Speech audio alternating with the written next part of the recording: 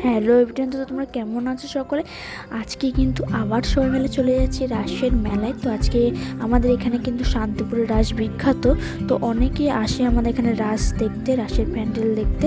তো তোমরাও কিন্তু অবশ্যই এসো রাসের প্যান্ডেল দেখতে। তো এত সুন্দর সুন্দর হয়েছে এবার রাসের প্যান্ডেল, মানে না দেখে আমি থাকতে পারলাম না, তাই জন্য দিদিদের সাথে চলে আসলাম। সবাই মিলে আজকে এসছি মেলা দেখতে। তো প্রথমেই প্যান্ডেলটা ঢুকেছিলাম, এত সুন্দর লাগছিল প্যান্ডেলটা কি বলবো। তারপরে দেখো যেটা আমার ঘোরাচ্ছে, সেটার নাম আমি ঠিক জানি না, তোমরা যদি জানো অবশ্যই কমেন্টে কিন্তু বলবে আমাকে। তো এরকম টোটো করে যাচ্ছিলাম বলে এটা একটু হাওয়াতে ঘুরছিল, তাই জন্য আমি একটু ঘোরাচ্ছিলাম, বেশ মজাই লাগছিল।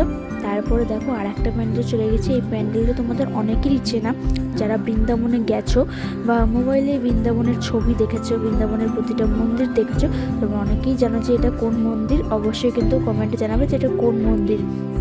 তো দেখো সেই মন্দিরটিকেই এখানে প্যান্ডেল হিসেবে আমাদের সামনে তুলে ধরেছে। তো এর ভিতরে ঠাকুরটাও কিন্তু অপূর্ব সুন্দর হয়েছে, মানে এত ভিড়, রাসের মেলা এত ভিড়, মানে আমরা যেহেতু টোটো করে গিয়েছিলাম, তো একটু একটু টোটো করে যাচ্ছিলাম, আবার নামতে হচ্ছিলো এত ভিড়ের জন্য।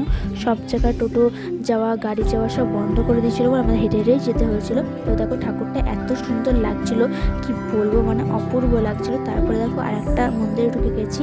তো এটি হচ্ছে গিয়ে শ্যামবাজার, শান্তিপুর শ্যামবাজারে এই প্যান্ডেলটি হচ্ছে। এখানে আগের বার হয়েছিল একটি স্বর্ণ মন্দির, তো এবার কি প্যান্ডেল হচ্ছে আমি ঠিক জানি না, কিন্তু এটাও কিন্তু খুব সুন্দর হয়েছে। এটার ভিতরেটা আমি দেখাতে পারলাম না, কিন্তু বাইরে তোমাদের দেখালাম। আর একটা প্যান্ডেল দেখো, এটি হচ্ছে চন্দ্রযান 3 হয়েছে।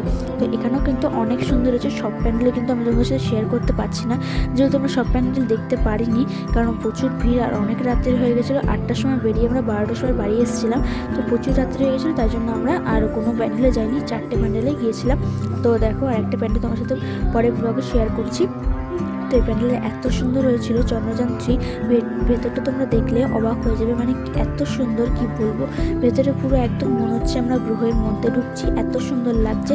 আর ঠাকুরটাও খুবই সুন্দর হয়েছে। আর দেখো এত ভিড়, দাঁড়ানোর জায়গা নেই। তো আবার পরে ব্লগ